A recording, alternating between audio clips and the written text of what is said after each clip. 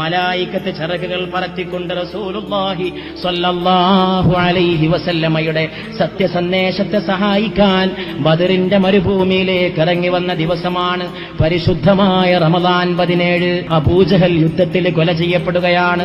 ബദറിൽ ഇസ്ലാമിന്റെ പ്രവാചകൻ വിജയക്കൊടി നാട്ടുകയാണ്. അതോടെ ഇസ്ലാമിക ചരിത്രത്തിലെ ഏറ്റവും വലിയ ഒരു അധ്യായം അവസാനിക്കുകയാണ്. അതോടുകൂടി അറബികൾക്കിടയിൽ ചോദ്യം ചെയ്യപ്പെടാത്ത നേതാവായി. അതുകൊണ്ട് സഹോദരന്മാരെ, ഈ ബദർ പരിശുദ്ധമായ റമദാനിന്റെ 17 ബദർ ദിനം പരിശുദ്ധ പ്രവാചക തിരുമേനി നിങ്ങളുടെ കൽവിൽ ഇപ്പോൾ നിറഞ്ഞു നിൽപ്പുണ്ടെന്ന് ഞാൻ വിശ്വസിക്കുന്നു. ബദറിനെ കുറിച്ച് പറയപ്പെട്ട ഈ സദസ്സിൽ നിങ്ങളുടെ കൽവിൽ ഇപ്പോൾ വേറെ ഒരു രൂപമില്ലെന്ന് ഞാൻ ആഗ്രഹിച്ചു പോകുന്നു. ഒരേ ഒരു രൂപം, മുഹമ്മദുൻ ദിക്റുഹു റൂഹുൽ ലി അൻഫുസിനാ മുഹമ്മദുൻ ശുക്റുഹു ഫറദുൻ അലൽ ഉമമി.